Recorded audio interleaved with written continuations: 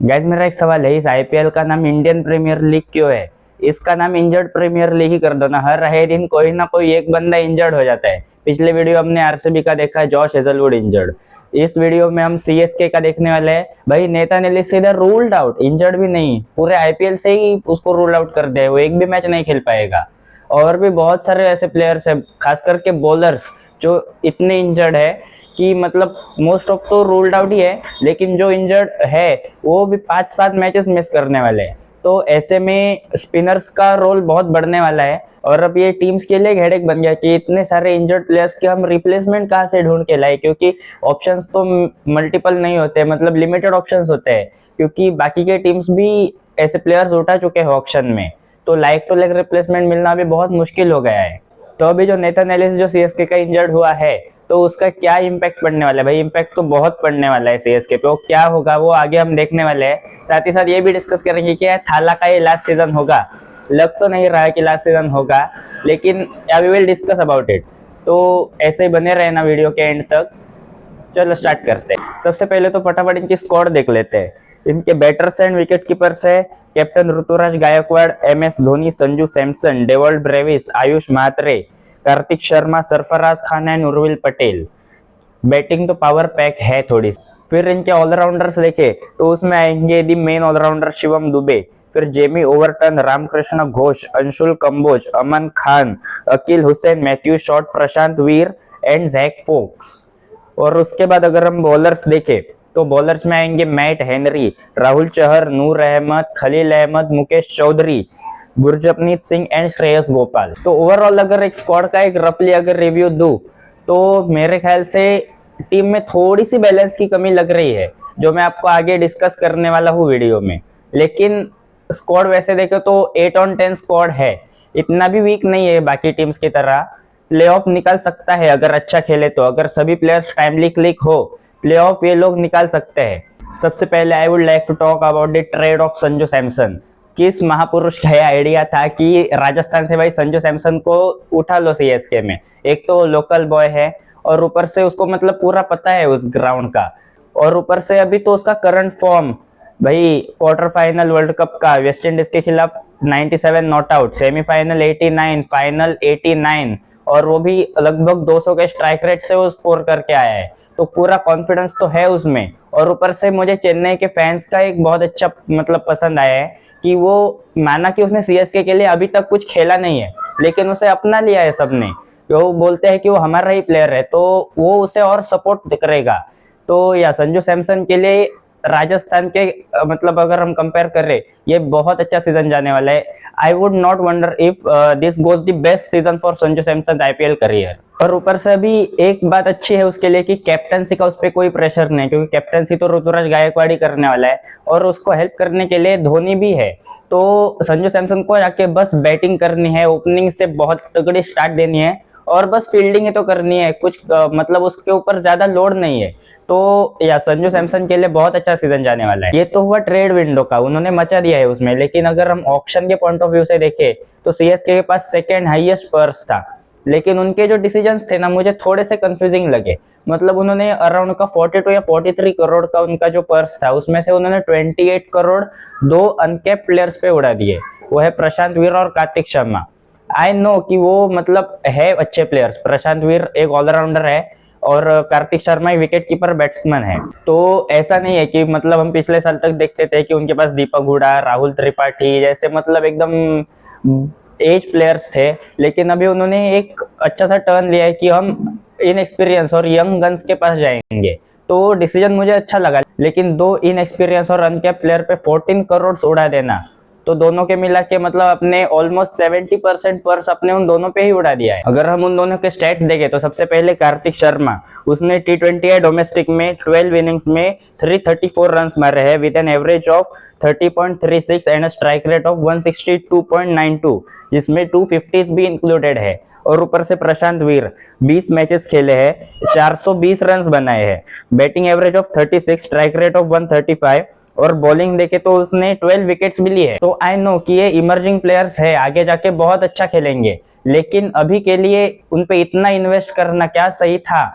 तो वो भी देखने वाली बात है, और उनको कैसे चांस मिलेगा वो भी सबसे बड़ी देखने वाली बात है। मैं जो आगे प्लेइंग 11 बनाने वाला हूँ उसमें डिस्कस करूंगा, तो अभी देख लेते हैं आगे। एक और अगर हम उनकी स्ट्रेंथ देखें तो वो है भाई ब्रेविस और शिवम दुबे की पार्टनरशिप। मतलब अगर जिस दिन उनकी पार्टनरशिप चल गई नंबर 4 नंबर 5 पे, तो सामने वाले बॉलर्स ना, मतलब मिडल ओवर्स में ऐसा होता था कि ज्यादातर टीम्स ना इनिंग्स को बिल्ड करने को देखती है और 15वें ओवर से फिनिश करने को देखती है। लेकिन ब्रेविस एक ऐसा प्लेयर है जो मतलब मिडल ओवर्स में आके भी स्पिनर्स को नो लुक शॉट मार सकता है, लंबे लंबे छक्के, भाई तगड़े शॉट्स मारता है वो। आपने वर्ल्ड कप में देखा होगा कि इससे इंडिया की मतलब वाट लगा दी थी उसने मिडल ओवर्स में। और उसके साथ अगर शिवम दुबे उसको 12वें 13वें ओवर से भी मिल गया और ब्रेविस अगर मार रहा होगा तो शिवम दुबे को भी कॉन्फिडेंस मिलेगा और उसके बाद वो भी मारना चालू कर सकता है। तो it can be a deadly combo for spinners, क्योंकि स्पिनर्स को तो मतलब दोनों ही स्पिन बैशर्स है।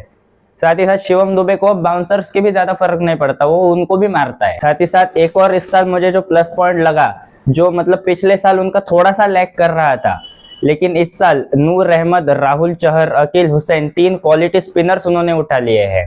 तो सबसे पहले तो नूर अहमद तो था पिछले साल से, लेकिन राहुल चहर को उठाना इज अ मास्टर स्ट्रोक। मतलब सब बोल रहे थे कि वो रवि बिश्नोई के लिए क्यों नहीं गए, उनके पास ऑप्शन था, लेकिन they had a different plans. उन्होंने राहुल चहर को उठा लिया, जो कि नॉट अ बैड मूव।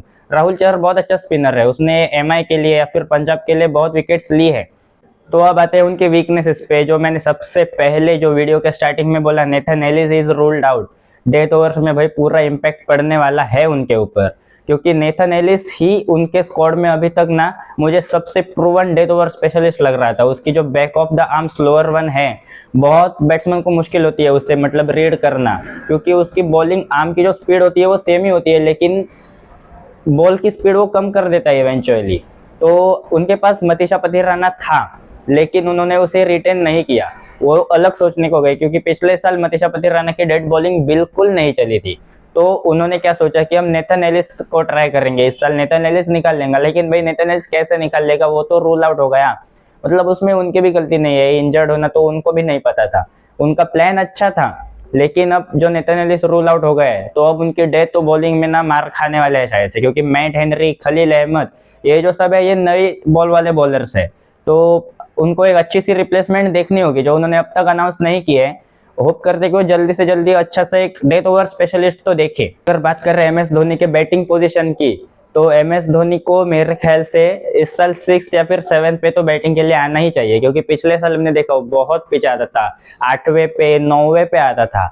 मतलब वो ऐसा होता था कि फैंस भी उसकी सिर्फ 2 बॉल देखने के लिए खुश होते थे। फैंस को भी मतलब कुछ पता नहीं था कि सीएसके जीत रही है या हार रही है, उनको बस 2-3 बॉल्स भी उनको अगर धोनी की मिल जाए तो भी वो बहुत बस होता था। और मुझे पता है कि MS Dhoni is a legend, उसको 2-3 बॉल खेलने मिलने को देखना मतलब फैंस को वो भी बहुत बड़ी बात है। लेकिन उसमें क्या होता था कि वो अगर 9वें नंबर पे बैटिंग करना है, तो मतलब एक बॉलर का स्पॉट वहां पे कम हो जाता था ना, तो वहां पे बॉलिंग में उनकी वाट लगती थी। तो इसीलिए मेरे ख्याल से एमएस धोनी को ट्राई करना चाहिए कि वो एटलीस्ट 7वें नंबर पे तो आए ही आए, ताकि एक बॉलर भी उनको एक्स्ट्रा आगे मिल सके। और जैसे अभी एमएस धोनी के जो प्रैक्टिस सेशंस के वगैरह क्लिप्स आ रहे हैं, उसकी मतलब वो फॉर्म में लग रहा है, उसके बैटिंग छक्के बक्के मतलब लंबे मार रहा है वो, तो वो फिनिशिंग कर सकता है, उसमें कैपेबिलिटी है अभी भी। गर्ल्स एट 40, भाई मेरे बैक में पेन है, मैं नहीं आ सकती।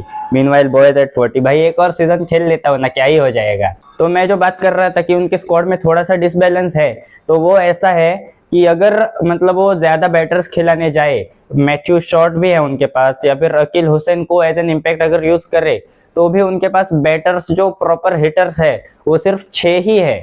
तो वहां पे एक प्रॉब्लम आ सकती है, क्योंकि प्रशांत वीर और कार्तिक शर्मा दोनों को एक साथ मुझे नहीं लगता कि वो एक साथ खिलाएंगे। तो वहां पे उनको थोड़ी सी दिक्कत हो सकती है कि उनके पास प्रॉपर बैटर्स 6 ही है, जो नीचे के जो बैटर्स है वो थोड़े से अनप्रूवन है। तो अभी उनकी स्ट्रॉन्गेस्ट प्लेइंग 11 जो मैंने बनाई है वो देखते हैं। तो ओपनिंग के लिए आएंगे local boy chetta Sanju Samson with under 19 world cup winning captain Ayush Mhatre. 1 down आएंगे ऋतुराज गायकवाड़ दी कैप्टन। फिर नंबर 4 पे मैंने रखा है डेवॉल्ड ब्रेविस को, जो आके मिडल ओवर्स में भाई बहुत अच्छा मार सकता है। नंबर 5 शिवम दुबे। फिर नंबर 6 पे मैंने रखा है एमएस धोनी को। अभी के लिए मैंने नंबर 6 पे इसलिए रखा है क्योंकि प्रशांत वीर को मैंने 7 पे रखा है। अगर मतलब अभी न्यूज आ रही है कि प्रशांत वीर भी इंजर्ड है, उसके भी चांसेस है कि वो कुछ मैचेस मिस करे, तो ऐसा अगर हो तो फिर वो मैथ्यू शॉट को खिला सकते हैं, जो मैथ्यू शॉट 6 पे खेल के धोनी 7 पे आ सकता है। लेकिन अगर वो प्रशांत वीर को खिलाते हैं तो धोनी को ही उन्हें ऊपर भेजना पड़ेगा, क्योंकि Prashant Veer is not a proven finisher as compared to Dhoni. Dhoni जाके बहुत अच्छे सिक्स मार सकता है, बहुत अच्छी फिनिशिंग कर सकता है। मैथ्यू शॉट को खिलाए तो उसे 6 पे भेज के धोनी को 7 पे भेजा तो भी चलेगा। फिर 8 पे नूर अहमद, 9 पे मैट हेनरी, 10 पे खलील अहमद एंड 11 पे अभी के लिए मैं मुकेश चौधरी को रख रहा हूँ। आप उसे ट्राई कर सकते हैं या फिर अकील हुसैन या फिर राहुल चहर, बेस्ड ऑन अगर मतलब वो स्पिन ट्रैक मिला तो आप एक एक्स्ट्रा स्पिनर खेला सकते हो मुकेश चौधरी को बाहर निकाल के। तो या इम्पैक्ट प्लेयर में आप ओकेजनली मतलब अकील हुसैन और राहुल चहर को ले सकते हो। तो इस स्क्वाड को देख के मतलब मैंने जो बोला था स्टार्टिंग में, तो प्लेऑफ तक निकाल सकते हैं अगर अच्छे खेले और सब प्लेयर अगर टाइमली क्लिक हो और इनमें से अगर कोई इंजर्ड ना हो, यही स्क्वाड खेले तो या ये प्लेऑफ आराम से निकाल सकते हैं। लेकिन वही दिक्कत है कि अभी नेथन एलिस की इंजर्ड है और पिछले 3-4 साल से ना उनकी मतलब इंजरीज का बहुत बड़ा प्रॉब्लम रहा है। कभी कॉनवे इंजर्ड होता था, पिछले साल तो ऋतुराज गायकवाड़ इंजर्ड था, फिर इस साल नेथन एलिस हो गया। तो मतलब यार इंजरीज का उनका बहुत प्रॉब्लम है। लेकिन होप करते हैं कि अभी सब अच्छा रहे। और थाला की बैटिंग मतलब सब एक्साइटेड है ही, तो 7 पे आए तो मतलब ट्राई तो करना चाहिए कि जितना जल्दी आ सके। And now let's rate the Jersey of CSK. अगर जर्सी हम देखें